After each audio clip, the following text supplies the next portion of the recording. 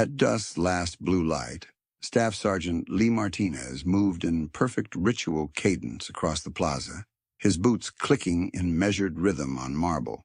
21 steps, pause, turn, repeat, while white headstones rose in ordered silence behind him, and the gathered visitors stood hushed, as if they had crossed the threshold into a cathedral built from memory.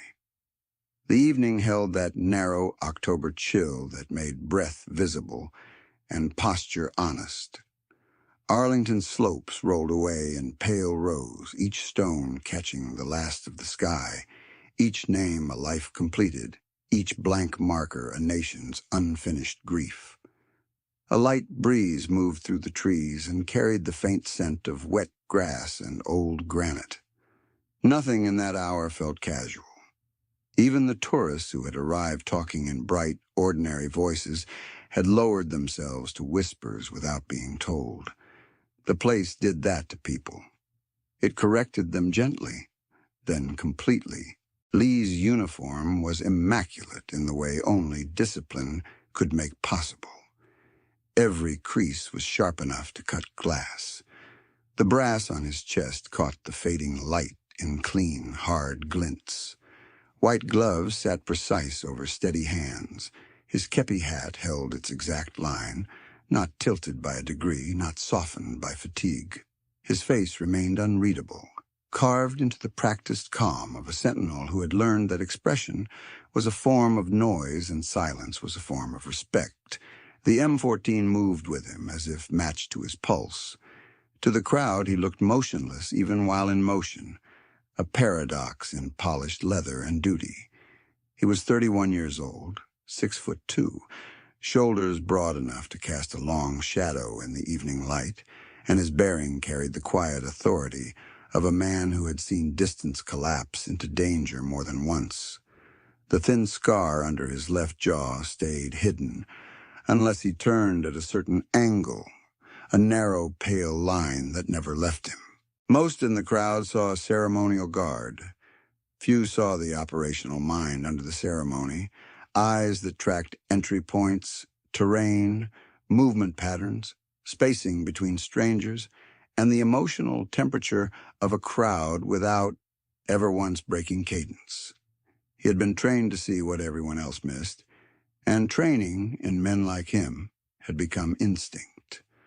By the final half hour of visiting light, the plaza had filled with the living who came to stand near the dead. A veteran in a wheelchair sat near the front. Marine Corps cap frayed at the brim, jaw set with the expression of someone who understood ritual, not as performance but as obligation. Beside him stood his wife, fingers wrapped around the push handles as though anchoring him to the present, while his eyes moved through decades. A father in a dark jacket held his little daughter's hand, kneeling once to whisper the kind of explanation children can carry. That this place was for soldiers who came home without names and still belonged to everyone. 2 high school boys, backpacks loose on one shoulder, kept their phones down by their sides and did not raise them again. A retired Army nurse, posture still straight, despite the years in her silver hair, watched Lee's steps with the professional gaze of someone who knew what composure costs. A Gold Star mother stood farther back with both hands folded over a folded program, lips moving in a prayer no one else could hear. Near the rail, a 9-year-old girl named Emma sat in a wheelchair with her late father's unit patch sewn onto the left shoulder of her light jacket. The stitching was slightly crooked, done by a loving hand instead of a uniform shop, and the patch looked almost too large for her small frame. She kept her gaze fixed on Lee's route with a concentration older than her age, as if counting each turn in her head, as if precision itself could be a language she could learn to speak back to grief. Her mother stood behind her with one hand on the chair handle and one hand resting on Emma's shoulder, the grip gentle and steady. Security radios crackled low near the perimeter, brief clipped updates from rangers guiding visitors toward the designated paths as closing time approached. The voices were respectful, almost subdued, as though the radios understood where they were. A ranger lifted a hand and directed one cluster toward the outer gate with a murmured, "This way, folks. Thank you for coming." No one argued. Shoes scuffed softly on stone. A stroller wheel clicked over a seam in the pavement, and then quieted. In that broad public space, silence held with the precision of formation marching. Lee took his 21st step and stopped. The pause settled over the plaza like a held breath. He turned with exact economy, boots pivoting cleanly, rifle aligned, chin level, and began the return. The rhythm was ancient by military standards and still felt immediate, because the meaning had never become historical. It remained present tense: guard, watch, remember. The unknowns were not abstractions to him. They were brothers by inheritance, bound not by shared biography, but by shared oath. He carried the names of his own fallen in the private chamber of his mind, where no ceremony reached. Specialist Daniel Cross lived there most days, not as a marble memory, but as a living echo. Loud laugh, quick hands, steady aim, the kind of soldier who could shoulder fear with a joke and still be the first to move toward fire. Lee did not let the memory rise while on the mat. He did not need to. The memories shaped him, whether named or not. Duty at the tomb had not replaced loss. It had given loss a direction. Visitors often came expecting spectacle and left having experienced weight. That transformation happened in small physical signs. Shoulders lowered, hands unclenched. Conversations shrank from chatter to fragments. A boy who had started the evening impatient now stood still beside his grandfather, eyes fixed on Lee's boots as if trying to memorize the sound. A middle-aged couple from out of state stood with fingers interlaced, not speaking. A teenager who had rolled his eyes near the parking path earlier now kept his cap over his chest. Arlington did not ask for reverence in words. It summoned reverence through order. The sky dimmed by degrees. Blue gave way to slate, then a deepening navy at the edges where the first stars might have appeared if the city glow were farther away. Floodlights prepared to take over from daylight, and when they came alive one by one, they washed the marble in cold white that made every line sharper. Headstones turned from soft dusk silhouettes into bright sentinels. The tomb itself seemed to lift out of shadow and stand harder, clearer, refusing the dark by discipline alone. Lee's breathing remained even. His jaw stayed set. He registered the shift in light, the movement toward exits, the micro patterns of crowd flow as families obeyed direction toward the gates. He noted a teenager cutting too close to a restricted rope line and watched a ranger redirect him with a point and a nod. He noted a delivery truck turning around beyond a far access road. He noted nothing that altered posture and everything that affirmed vigilance. Externally, he was stone. Internally, every sensor was live. A whispered comment drifted from the rail where the elderly Marine sat. "Look at him," he said, barely above breath, voice rough with age and pride. "That's not ceremony. That's covenant." His wife gave the smallest nod and squeezed his shoulder once. A few feet away, the father with the little girl lifted her into his arms so she could see over the crowd. She leaned toward him and whispered, "Why does he walk like that?" He answered without taking his eyes off Lee. "Because someone has to stand for all of them." The high schoolers near the back exchanged a glance, then stood straighter. One of them, freckles across his nose, murmured, "I didn't know it was like this." His friend swallowed and replied, "Yeah." No one laughed. No one scrolled. Even those who came as spectators found themselves drafted into witness. Lee reached the end of another measured line and turned again, the movement so clean it seemed drawn with a ruler against the night. In that moment, the plaza held two times at once, the immediate present of boots, stone, and breathing bodies, and the long, unbroken continuum of watchstanding that linked this evening to all evenings before it. This was not nostalgia. It was maintenance of a national promise, far beyond the main path.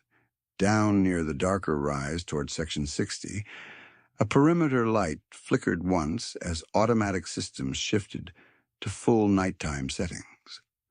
A ranger acknowledged the handoff into his radio. Visitors continued toward the gate in orderly streams, guided by low voices and practiced routes. Emma watched Lee through the thinning crowd, one small hand resting over her father's patch, as if confirming it was still there. Lee completed another cycle. 21 steps. Pause. Turn. Return. The sound of his boots answered off the marble and came back to the crowd like a metronome for collective memory. In a world loud with argument, this place still insisted that silence could carry truth, and this man, in polished shoes and white gloves, carried that truth without asking to be seen. And then the night broke. As the final advisory to clear the plaza sent the last line of visitors funneling toward the outer gate, and ranger flashlights traced polite arcs along the path, metal rattled hard in the darkness beyond the marked boundary near Section 60. Heads turned. A second rattle came sharper, followed by the heavy thud of a body dropping where no civilian should have been. Then another, then a third.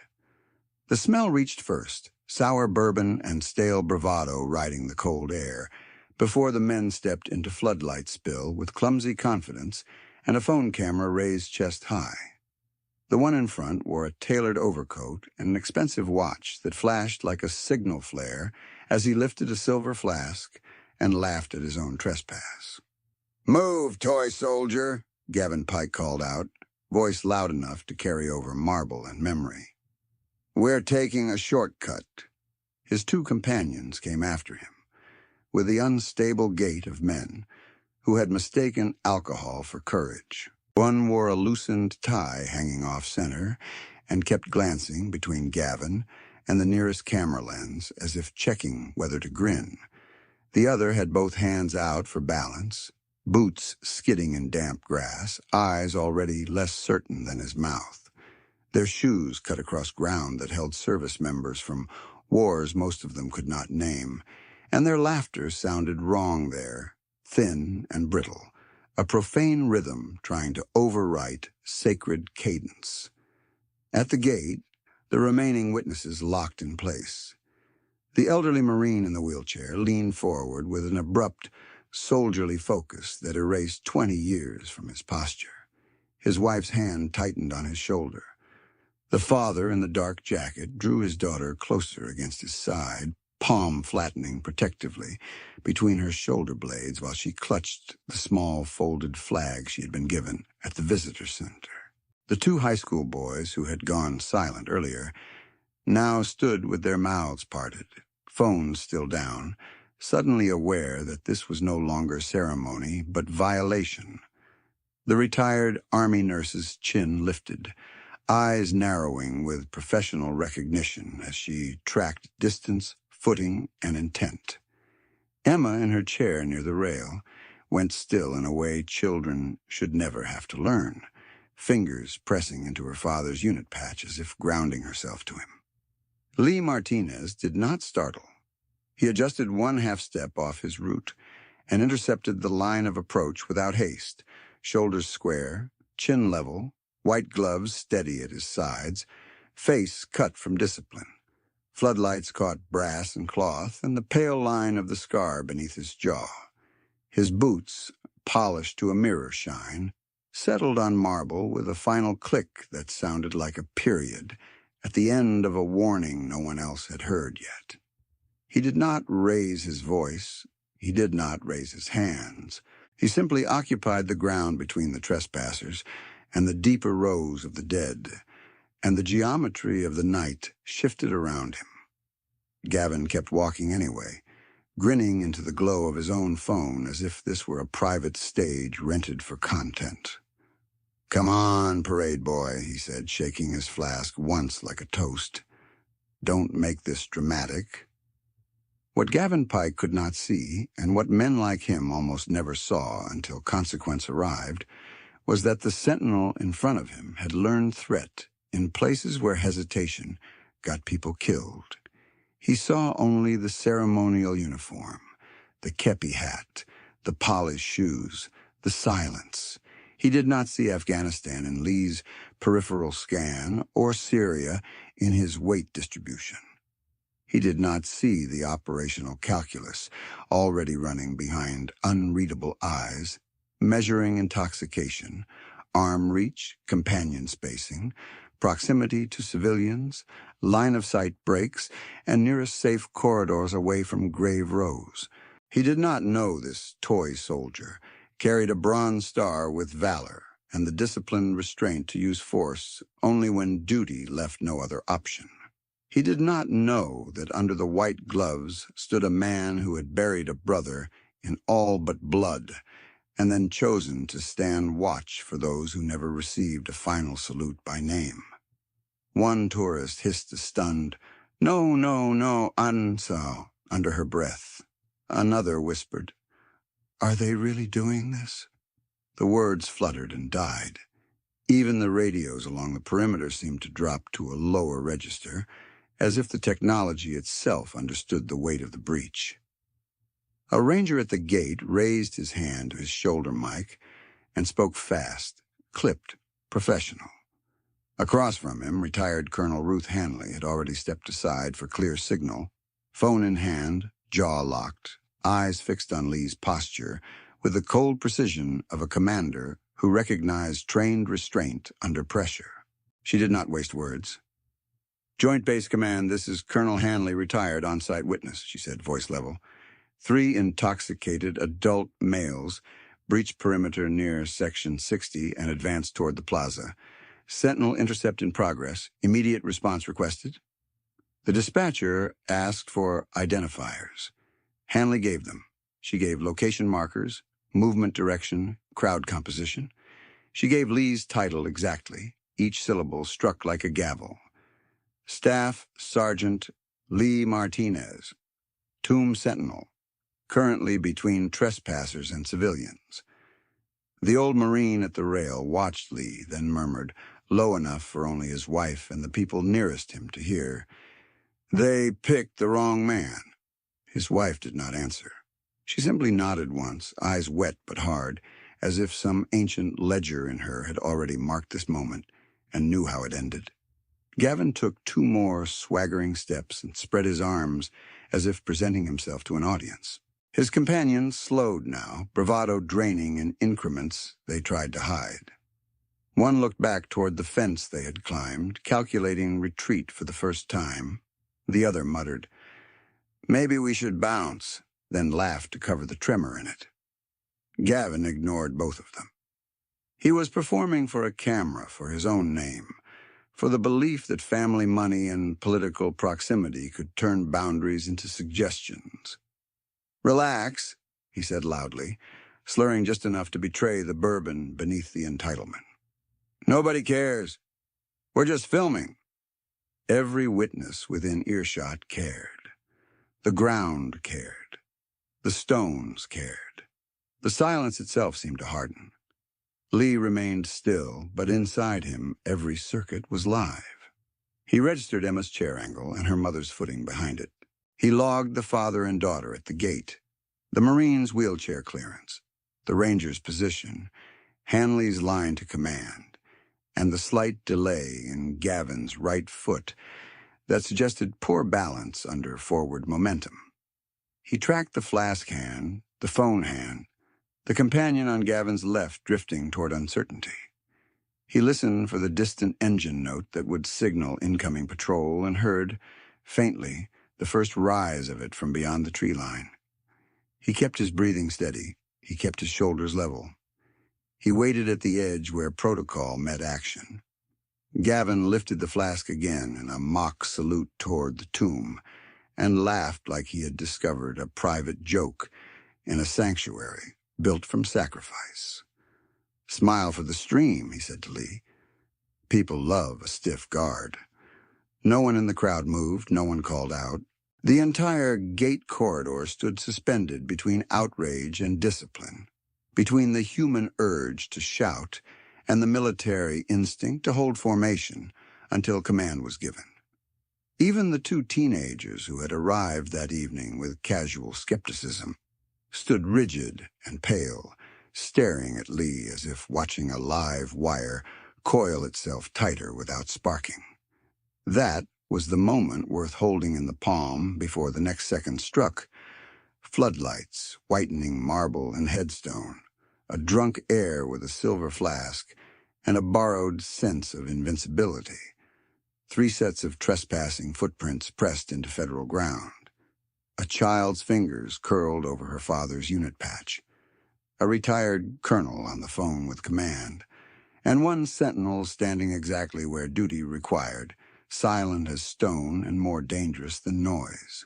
Beyond the tree line, the patrol engine rose louder, and every witness remained locked on Lee as the breach balanced on a knife edge awaiting impact.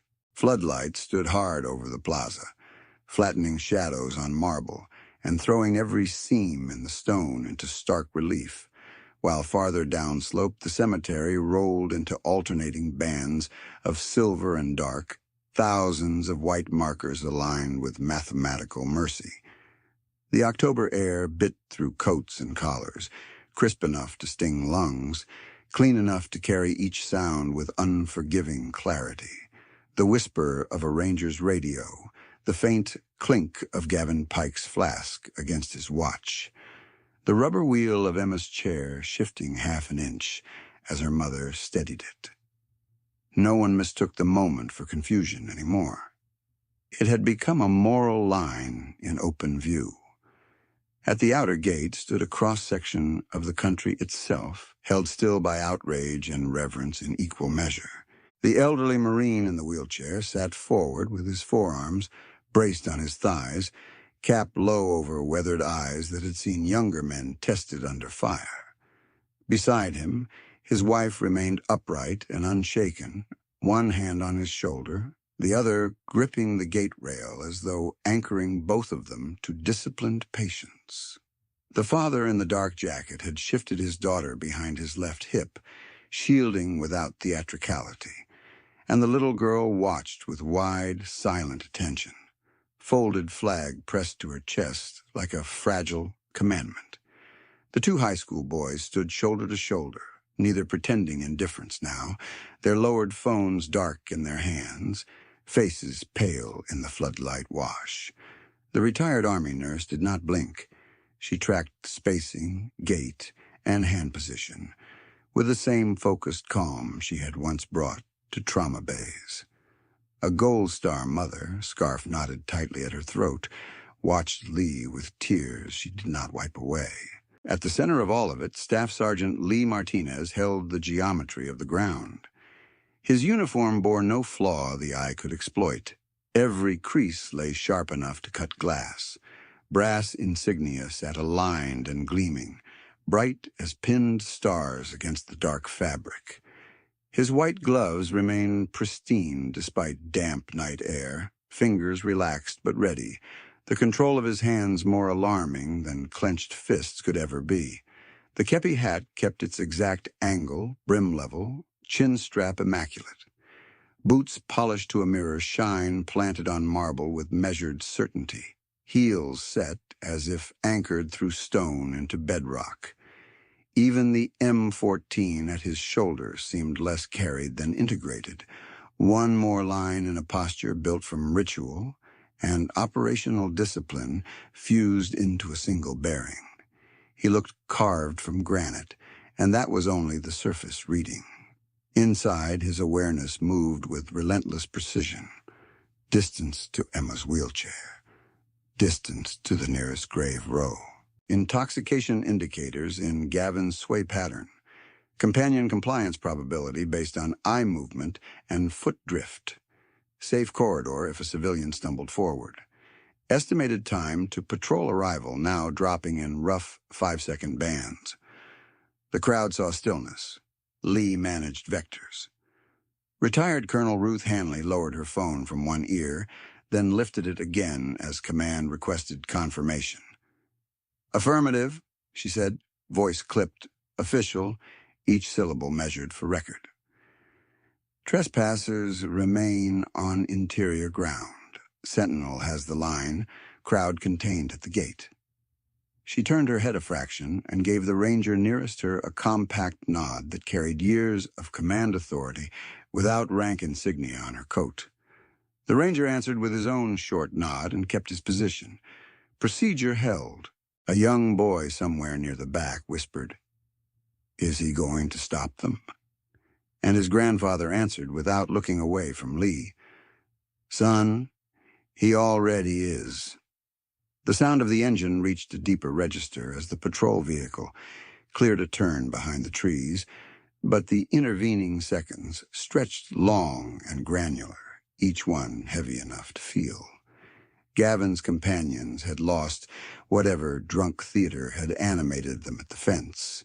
The man with the loosened tie stared at Lee's face, and then at the dark field of headstones beyond him, understanding too late where he stood. The other shifted weight from foot to foot, hands hovering in uncertain half-gestures, no longer sure whether to retreat or pretend confidence. Their bravado thinned under the pressure of disciplined silence. Gavin kept speaking because men like him often mistook noise for control. Yet even his voice had started to fray around the edges, volume rising while certainty declined. He tipped the silver flask again as if the gesture itself could restore dominance, but the motion looked smaller under floodlights and older than his age in its insecurity. His expensive watch flashed each time his wrist turned, bright metal answering the brass on Lee's chest with an unearned glitter that had never been tested by sacrifice. The contrast sat in plain view for anyone willing to read it. Status purchased, honor carried. Wind moved over the plaza and bent the tree line in a low rustle. From where Emma sat, the breeze lifted a loose strand of her hair across the stitched unit patch on her jacket, and her mother tucked it back with trembling fingers. Emma never took her eyes off Lee.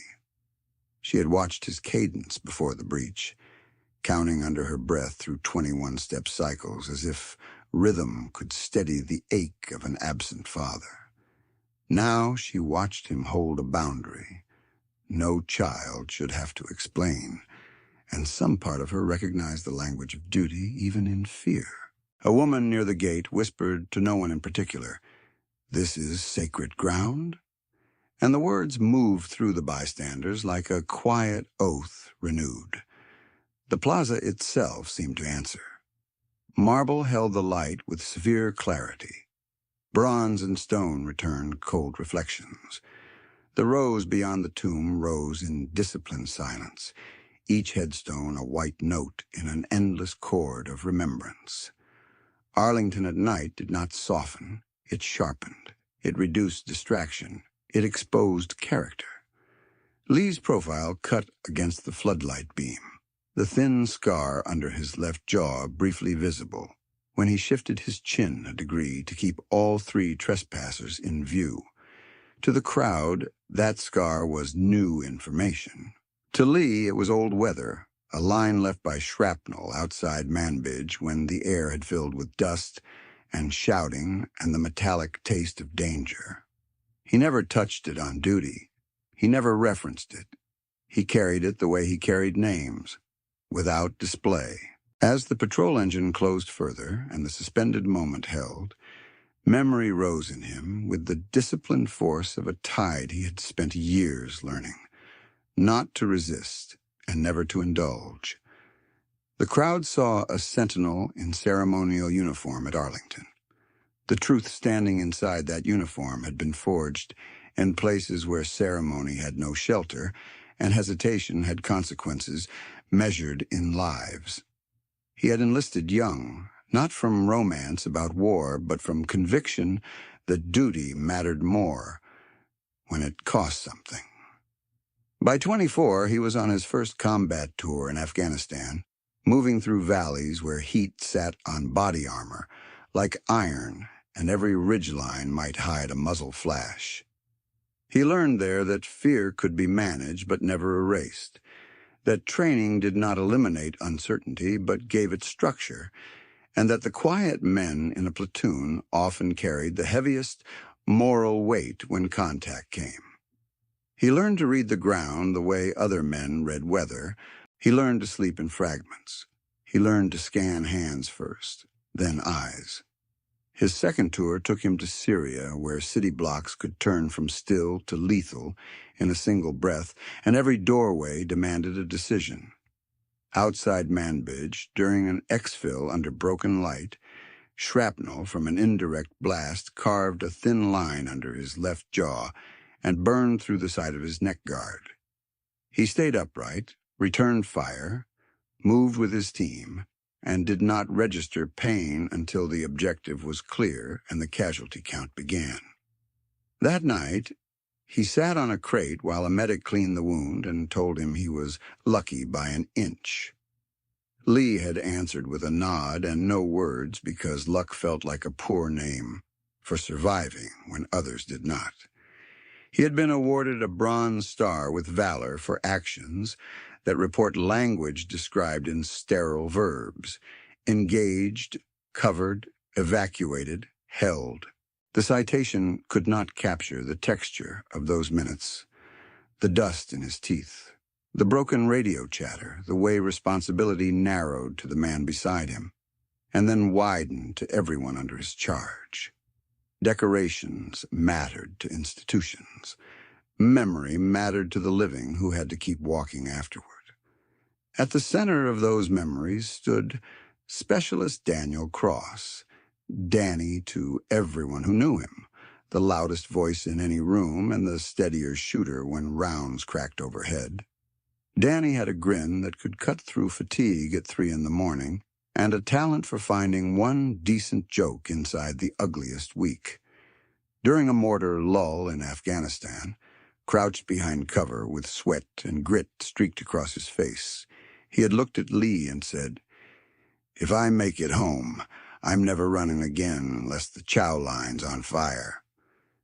Lee had shaken his head despite himself, and Danny had laughed, bright and human amid the noise, a sound that made fear loosen its grip for just a second. Danny died later covering Lee during exfil, holding his sector long enough for others to move. There had been no cinematic speech, no polished farewell, only action, command, and sacrifice under pressure. Lee carried that moment like weight stitched beneath the skin. Grief did not arrive once and conclude. It returned in disciplined waves, quieter over time but never gone. In the months after, people told him he had done what he was trained to do. They were right and still incomplete. Survival had left him with a debt no medal settled. When he transferred into the old guard and trained for tomb duty, some assumed he sought prestige. Lee knew better. He had come because the tomb demanded a form of fidelity he could live with. No speeches, no self-display, no dilution of meaning. Stand watch. Keep cadence. Honor those who never came home, to names spoken over caskets by their families. Hold the line between remembrance and forgetting. In that discipline, he found not relief, but direction. A vow enacted step after measured step. The training had refined every detail of his bearing until ceremony and readiness became inseparable. How to pivot with exact economy, how to project command through posture before voice, how to preserve sacred routine while maintaining full threat awareness in a public space, how to remain externally still while internally dynamic. The public saw polished boots and white gloves. Lee knew each element as a tool in a larger framework of honor and protection. At the tomb, protocol was not theater. It was law in ceremonial form.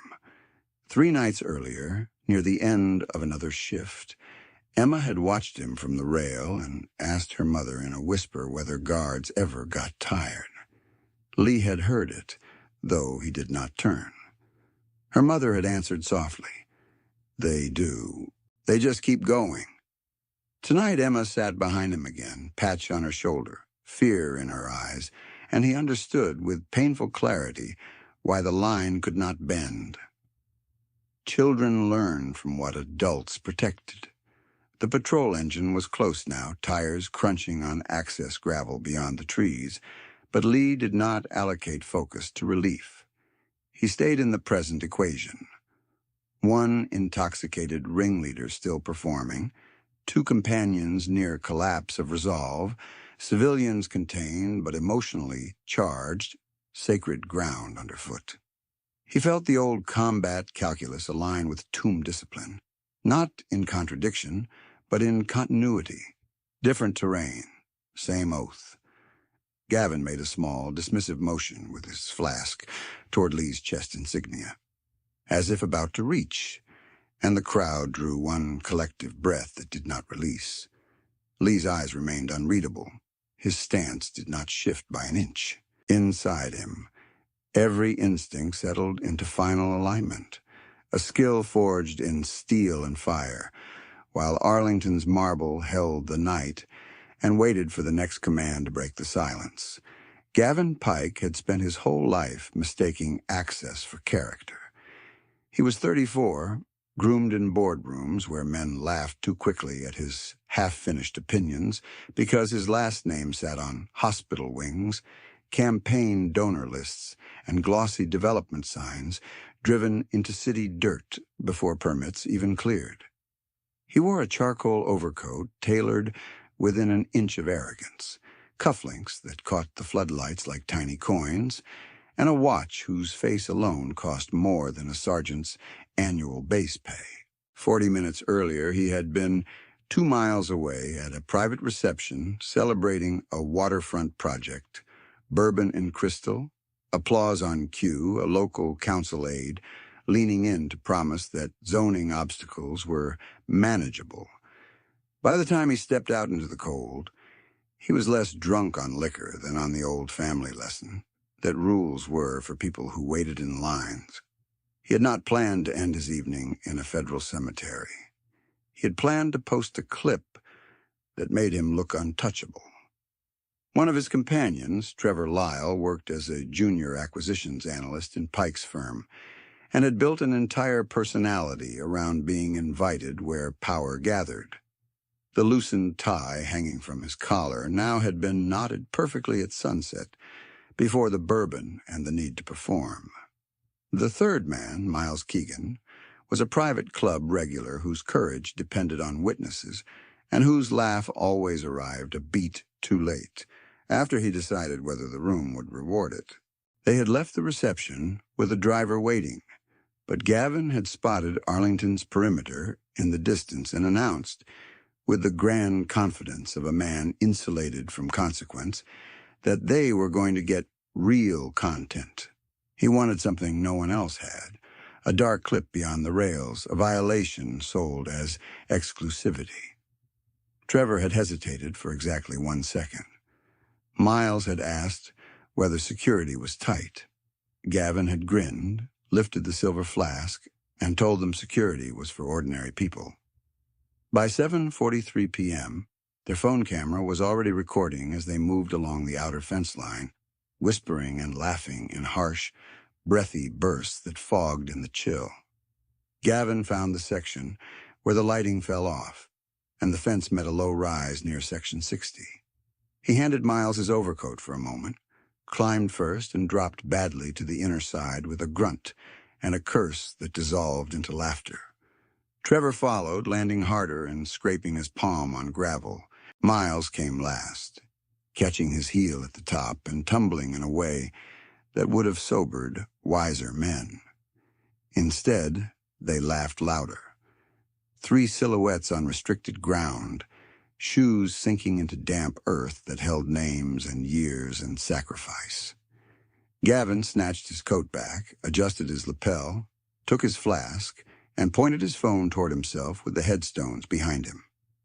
"Exclusive Arlington after dark," he said to the lens, voice thick with bourbon and self-advertisement. No ropes, no tour guide, no script. The script had already found him. He cut upslope toward the plaza with the unsteady determination of someone who had never been physically stopped by a person in uniform, unless that person was opening a door. The two men trailed him, no longer eager but already implicated. They crossed from shadow into floodlight and found Staff Sergeant Lee Martinez waiting in their lane, square on the marble edge, white gloves still, shoulders set, gaze level. Gavin saw the uniform and registered costume. He saw the silence and registered weakness. He saw discipline and called it decoration, because he had never learned the difference between performance and restraint. "Move, toy soldier," Gavin said again, louder this time, for the camera and for himself. "You're blocking the road." There was no road. There was only consecrated ground. Trevor's eyes flicked from Lee to the rows beyond and then to the gate, where the remaining visitors stood frozen under ranger lights. Miles lowered his own phone without realizing he had done it. He took one half-step back, then forward, caught between herd instinct and a growing animal awareness that they had crossed into a place where noise carried no power. Gavin kept advancing, emboldened by his own voice echoing off marble. At the gate, retired Colonel Ruth Hanley watched him with the thin-lipped expression of a commander seeing a predictable failure unfold in real time. She had been on the line with Joint Base Meyer-Henderson Hall, command for less than a minute, and now she shifted her phone to speaker near her chest as she kept eyes on Lee's posture. Dispatch came back clipped and clear, asking for escalation criteria. Hanley answered without looking down. "Primary subject remains non-compliant, intoxicated, and moving toward Sentinel. 2 associates wavering, civilians contained. Immediate MP intercept still required." The dispatcher acknowledged and gave an updated arrival count in seconds. External contact established, logged and closing. Gavin heard none of it, or heard and dismissed it as background meant for other people. He raised the flask in a sloppy mock salute toward the tomb and toward Lee's chest, as though taunting both at once. "What? No speech?" he said. "You guys do the silent statue thing and cash checks. That's the whole job." The words hit the crowd like thrown gravel.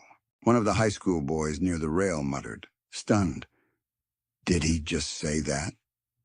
The retired Army nurse answered under her breath, "He did." The elderly Marine's jaw flexed once, a quiet motion more severe than shouting. Emma's fingers pressed into her father's patch until her knuckles blanched, while her mother steadied the wheelchair and kept her voice low in her daughter's ear. A single phrase repeated like a handhold. "Stay with me, baby. Stay with me." Gavin took another step, then another, crowding distance he did not understand. He had built his confidence on a fatal premise, that a tomb guard was ceremonial theater, bound to stillness, incapable of decisive intervention, and therefore safe to humiliate for a clip. In his world, uniforms existed to authenticate his importance. In Lee Martinez's world, uniforms existed to absorb ego without yielding ground. Lee did not move. That was what unsettled Trevor first. He had seen anger, had managed anger, had laughed off anger in bars and party lots. He had never seen this kind of controlled void, this absolute refusal to perform emotion for the aggressor. Miles swallowed hard and whispered, barely audible, "Gavin, maybe we bounce." Gavin snapped back without taking his eyes off Lee. "Relax. Patrol engine deepened beyond the trees, then dipped as the vehicle hit a turn. Closer now, not yet visible. Seconds elongated. Breath plumed and vanished. Somewhere in the dark perimeter, a radio clicked twice and went quiet. Floodlights hummed faintly overhead, cold white on granite, brass, and skin. Lee's scar flashed pale for an instant as he adjusted his head angle, by a degree to keep all three men and Emma's lane inside one continuous field of awareness. His hands remained open at his sides, white gloves immaculate, fingertips relaxed, wrists aligned. To witnesses, he looked almost tranquil. Inside, he ran a ruthless decomposition of risk. Gavin's center of gravity drifting forward on his left foot, flask hand dominant but slow, right shoulder loose enough to lunge. Trevor's compliance probability rising, Miles at near breakpoint. Crowd line stable but emotionally charged. Emma 12 feet behind his right shoulder vector, wheelchair braking engaged by her mother's heel. Nearest clear redirect corridor, 2 paces left if physical intervention became mandatory.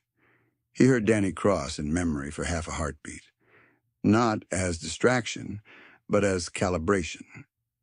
Keep your lane clean. Keep civilians behind you. Move only when movement matters. Gavin leaned in with a smirk gone thin at the edges. What are you going to do, parade boy? Write me a ticket? His breath carried bourbon and mint over the cold air, and he reached out with 2 fingers toward Lee's chest insignia, not touching yet, performing the threat before completing it. The entire gate corridor locked. No one coughed. No one shifted. Even children sensed the threshold. Lee's pulse stayed even. His jaw set a fraction tighter. Every muscle from calves to shoulders coiled without telegraphing. He let Gavin's hand travel through the final inches of bad choice while he measured the exact moment command voice would have maximum compliance effect and minimum force requirement. Training from the tomb and training from war converged into one razor-thin decision. Preserve sanctity. Protect civilians. Neutralize breach. Remain within protocol. Behind the rail, Emma did something small and devastating. She lifted her chin and whispered toward Lee. Too soft for most to hear. Please. He heard her. That single syllable moved through him like current. Not emotional chaos, but moral clarity. He shifted his right boot half a step, subtle and precise, angling his body so his frame fully shielded the open lane between Gavin and Emma's wheelchair. The motion was minimal, almost invisible, unless someone knew what to watch for. Colonel Hanley saw it and exhaled once through her nose, recognizing the textbook protective pivot and the decision it signaled. The engine broke from the tree line at last, headlights sweeping low across access gravel. Military police were seconds out. Gavin saw the lights spill and mistook it for audience. He grinned, turned his face briefly toward his own camera, and said, "Watch this," before rotating back and extending his hand again toward Lee's chest, this time with intent to make contact. Lee remained a wall. The October wind ran down the slope and lifted the edge of Gavin's overcoat, then dropped it. Trevor took one full step backward, hands rising chest high in an early surrender posture he hoped no one noticed. Miles froze where he stood, eyes wide, lips parted, courage gone. At the gate, the father in the dark jacket put his arm across his daughter's shoulders and held still. The retired nurse shifted her weight to the balls of her feet, ready to move only if ordered. The Marine in the wheelchair stared straight at Lee and whispered, almost reverent, "Hold him." The countdown closed. 5 seconds. 4, 3.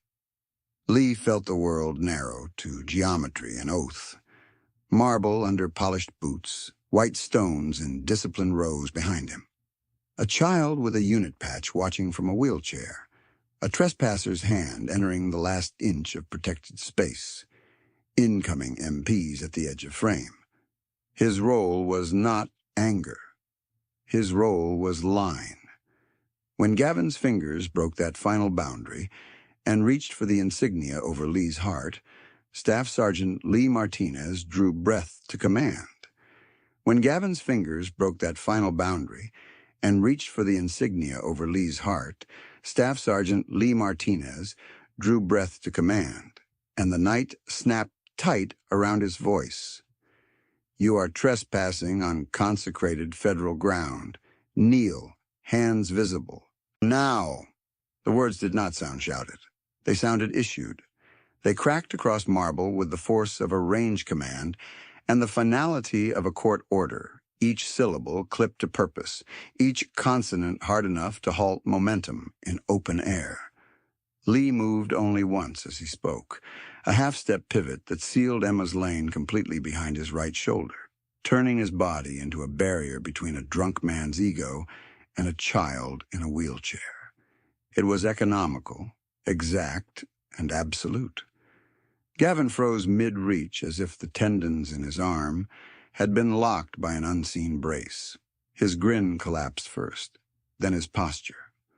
The silver flask slipped from his hand and struck stone with a clean metallic crack that rang out far louder than it should have, then spun in a bright circle and settled near the edge of the marble walk. The sound rolled through the gate corridor like a starter pistol. The crowd gasped in one broken wave. A woman near the rail covered her mouth. One of the high school boys muttered a stunned curse under his breath, and then swallowed it, eyes fixed forward. The elderly Marine in the wheelchair straightened to full height in his seat, chin lifting with a soldier's reflexive recognition of command done right. Beside him, his wife exhaled for the first time in what felt like minutes and tightened her hand around his shoulder. Trevor's hands went up immediately, palms open at chest level, tie hanging crooked against his shirt front. "I'm done," he blurted, voice shaking. "I'm done, man." Miles mirrored him half a beat later, knees bent, eyes darting between Lee and the oncoming headlights now cutting brighter across the access road. Gavin still stood upright, but the bravado had drained from his face, leaving only confusion and the first thin stripe of fear. Lee did not repeat himself. He did not need to. He held posture, eyes unreadable, white gloves motionless at his sides, and allowed the silence after the command to do its work. That silence was never empty. It was pressure. It forced choices. Gavin's breathing hitched once, hard enough for those nearest to hear it, and then his knees folded with awkward resistance. Fabric brushed stone. He went down. "Knees on the ground," Lee said, lower now, controlled and precise. "Hands where I can see them." Gavin complied, slower than the others, palms turning outward with a tremor he could not hide. His expensive watch flashed under floodlights each time his wrist moved, gold and steel throwing back cold light while he knelt on federal marble in front of rows of white headstones that did not care what his family had donated. Behind him, Trevor dropped fully to both knees without instruction. Miles followed, shoulders caving inward, as the alcohol haze finally gave way to consequence. Within 40 seconds of Lee's command, military police vehicles cleared the tree line and rolled to a hard stop along the designated access edge, tires crunching gravel, doors opening in synchronized sequence. Boots hit ground, flashlights came up. Arlington Protective Patrol officers converged from the perimeter lane in practiced arcs, one team securing the trespassers while another established a wider buffer between civilians and the scene. No one rushed. No one grandstanded. Procedure took over and held. "MP, do not move," a sergeant called, voice amplified across the plaza. "Hands visible, all subjects." "Complying," Trevor said too quickly, both palms raised higher. Miles echoed him, almost whispering, complying. Gavin turned his head as if searching for someone to recognize him, and found only uniforms, floodlights, and lenses already recording. "This is ridiculous," he started, still on his knees. "You have no idea who you're—" "Face forward," the MP sergeant cut in. "Hands interlaced on your head." Gavin hesitated. Lee's gaze never shifted. The pause lasted 1 second, maybe 2. Then Gavin obeyed. Colonel Ruth Hanley was already moving toward the control perimeter when a patrol officer waved her through as witness support. She stopped just behind the MP line, posture rigid, retired rank still evident in every angle of her shoulders. "Command requested witness confirmation," she said to the sergeant, voice carrying clean. "Staff Sergeant Lee Martinez executed interception and verbal control exactly within protocol. Civilian line remained protected. No unauthorized force used." Her words entered the body camera record in real time, each detail anchored to sequence. A ranger retrieved the fallen flask with gloved hands, slid it into an evidence bag, and called out the item count to the recording officer. Another ranger marked the exact point where the 3 men had entered from the Section 60 fence line, photographing disturbed soil and shoe impressions before placing temporary cones for forensic follow-up. Miles's phone and Gavin's livestream device were collected, powered down, tagged, and logged. Nothing was left to memory alone. At the gate, the father in the dark jacket crouched briefly to his daughter's height and kept his arm around her shoulders while she watched in silence. The retired Army nurse had shifted beside Emma and her mother, not touching them, simply standing close enough to help if asked. Emma's fingers finally loosened from the unit patch on her shoulder, and her breathing steadied by degrees as she kept her eyes on Lee's profile. He remained where he had set the line, statue still, allowing the responding units to complete control. Gavin tried one last surge of theater once the cuffs came out. "I want my attorney," he said, volume returning in jagged bursts. "Call my office. Call the city committee chair. This is a misunderstanding." The MP officer, securing his right wrist, answered without heat. "You're being detained for a federal trespass and related offenses. You can make calls through proper process. You can't do this over a misunderstanding and a stupid video," Gavin snapped. "You know what this will cost your people." No one in uniform answered that. Procedure answered it instead. Left wrist secured, right wrist secured, cuff check, double lock, search, escort stance. Trevor and Miles were cuffed in sequence, both compliant now, both suddenly sober enough to avoid eye contact with the crowd. The second vehicle had barely stopped when the final validator arrived. Brigadier General Thomas Whitaker, commander for the installation that night, stepping out in service dress coat over operational layers, cap tucked under one arm, jaw set with the expression of a man who had been briefed en route and did not require repetition. The murmurs at the gate died on sight. Rangers and MPs snapped to attention, where appropriate, then resumed task flow at his signal. Whitaker took in the scene in a single sweep. 3 detainees kneeling or being lifted, tagged evidence, perimeter secured, civilians intact, sentinel steady at centerline. His gaze settled on Lee first. "Staff Sergeant Martinez," he said, voice formal, carrying across the stone. "Report." Lee turned his head only enough to address superior authority without breaking bearing. "Sir, 3 intoxicated adult male trespassers breached perimeter near Section 60 and advanced toward restricted ceremonial zone. Verbal command issued upon attempted contact with insignia and civilian proximity risk. Subjects complied. No force required. Civilian line secure." Whitaker gave one short nod. "Well executed." Then he faced Gavin Pike, who had managed to regain a fraction of swagger now that a high-ranking officer stood in front of him. "General," Gavin said quickly, seizing its status. "Good, finally. This has gone too far. My family supports half the projects in this region. I know people in—" Whitaker cut through him with no rise in volume. "You know where you are, Mr. Pike?" Gavin opened his mouth, then faltered.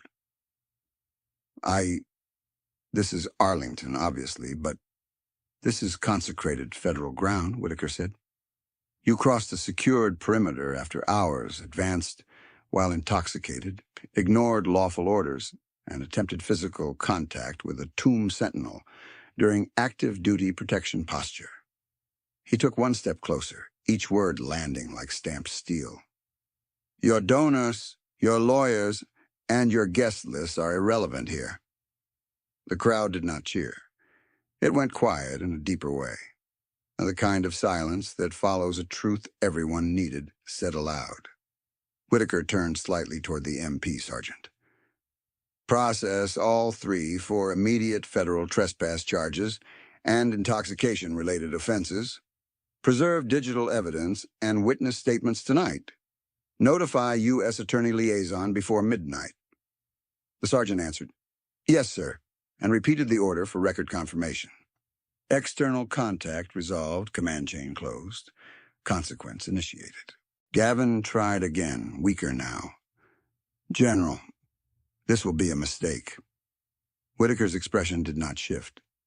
The mistake was climbing that fence. Trevor lowered his head. Miles shut his eyes briefly as if bracing against a wave. Gavin finally looked toward Lee, perhaps expecting anger, perhaps expecting triumph. He found neither.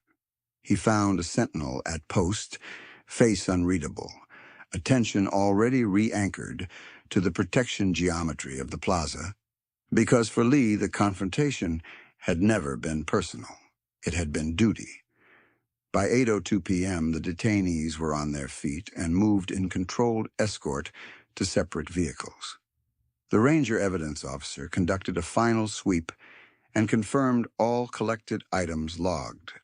1 silver flask, 2 active phones, 1 live stream device, 3 witness marker photos from the fence breach point, and perimeter camera pulls requested and acknowledged. Colonel Hanley delivered her full statement on scene, signed digital verification, and stepped back to the civilian side with the composed fatigue of someone who had seen institutions work exactly as they were designed to work when people inside them honored the standard. As the vehicle doors closed and engines turned, the gate crowd remained still, eyes tracking Lee rather than the departing men.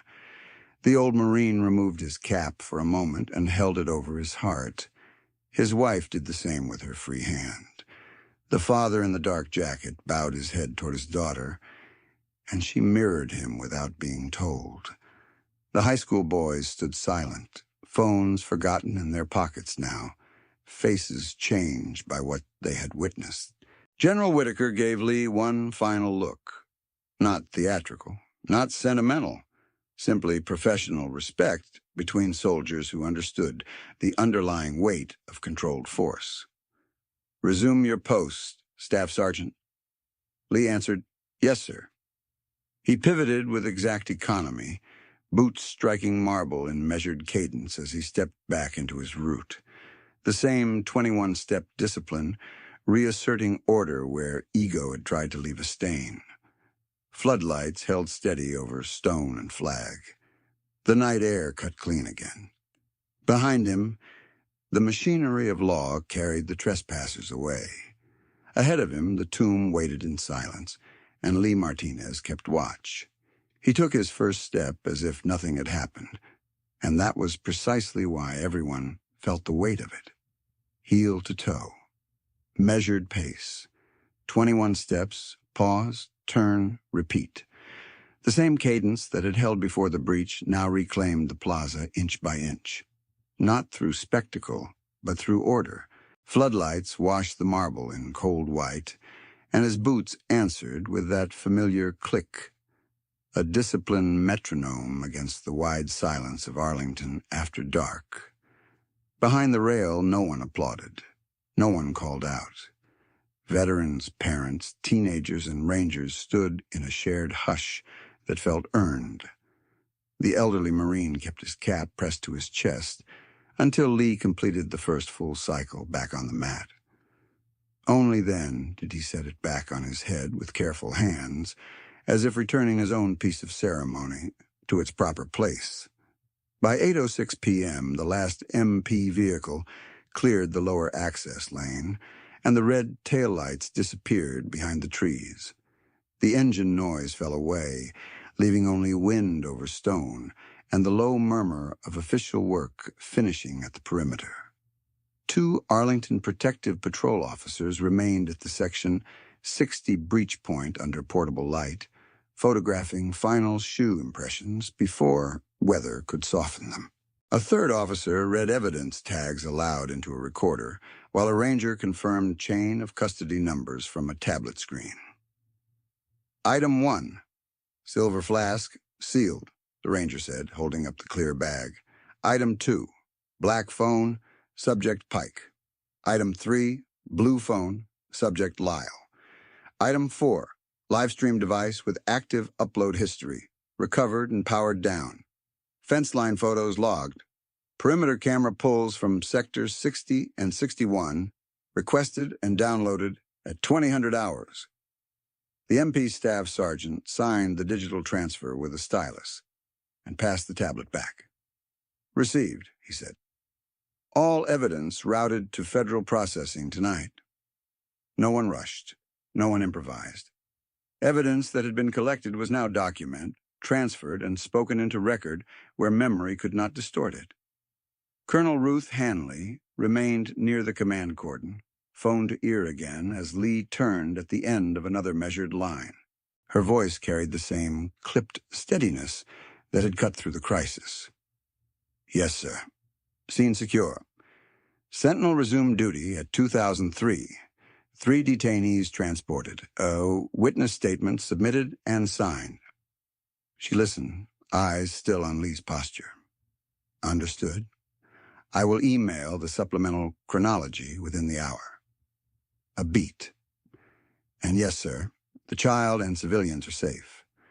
She ended the call, typed a short confirmation to command from her phone, then looked up as the retired Army nurse approached. You recognized him early? The nurse said quietly. Hanley gave a thin nod. Threat assessment posture. Shoulders square, hands open, weight set to protect civilians first. Her gaze shifted to Emma. Not many people read that unless they've worn command. The nurse followed her look. I read it because I've watched medics and infantry do the same thing in triage zones. Calm outside. Calculating inside. That was the loaded look they had exchanged at the gate, and now it had a name. Neither woman said more.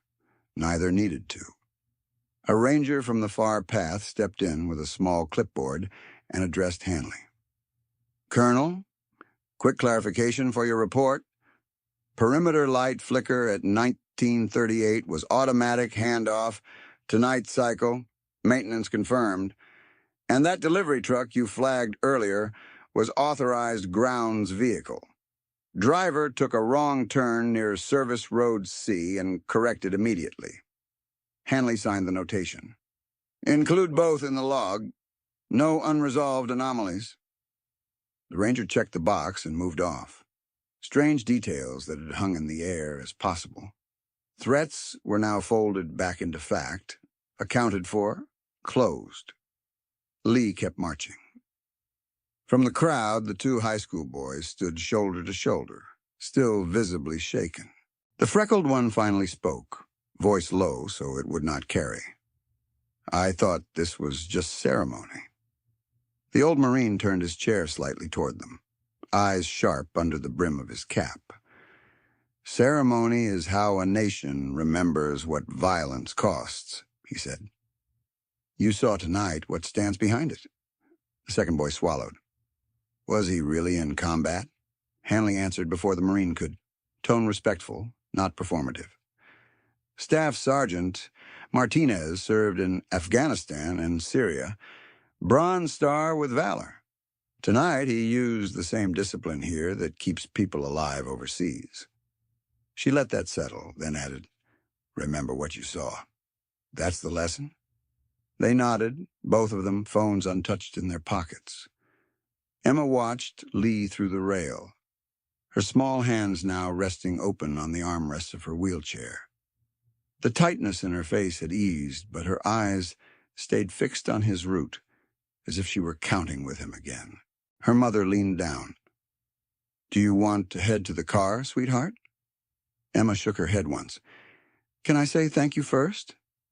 Her mother glanced toward the nearest ranger, who stepped closer and spoke softly. From the rail only, quietly. Emma nodded with solemn seriousness beyond 9 years. As Lee reached the end of his next line and turned, she wheeled forward a foot with her mother's help, stopped at the rail, and waited until his cadence brought him parallel to her position.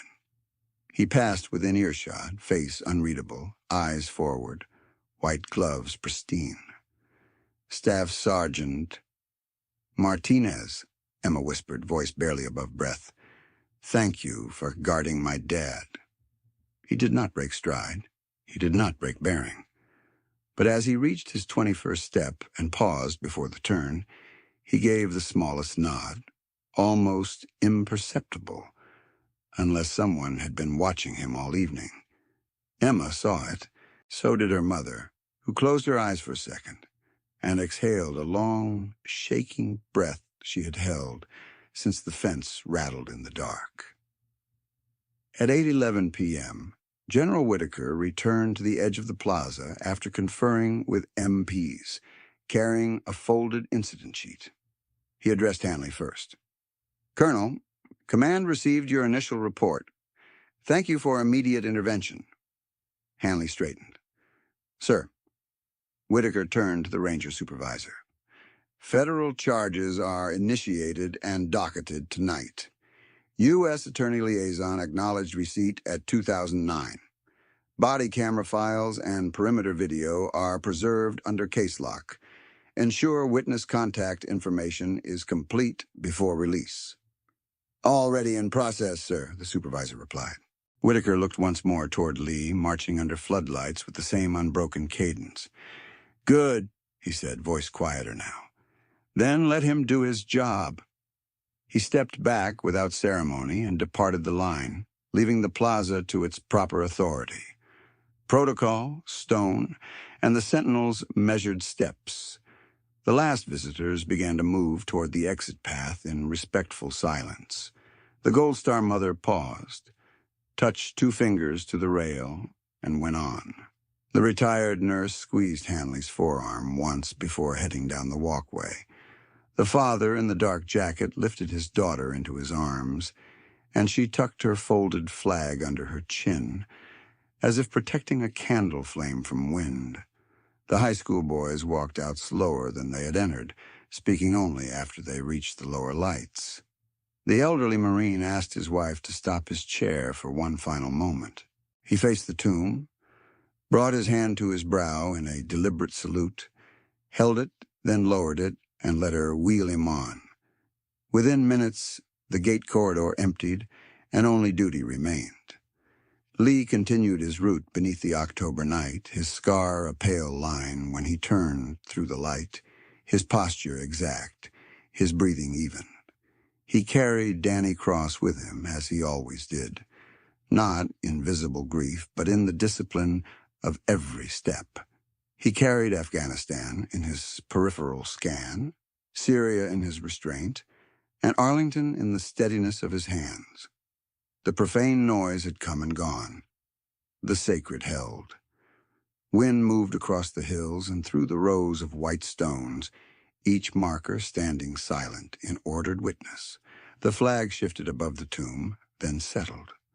Marble reflected floodlight in hard plains. Brass gleamed. White gloves stayed clean. Boots struck stone in measured rhythm, and the rhythm answered back. 21 steps, Pause, turn, repeat. Status had bought noise for a few reckless minutes. Sacrifice had restored the line. And under the cold, unwavering lights of Arlington, Staff Sergeant Lee Martinez stood watch over the unknown, exactly as vowed.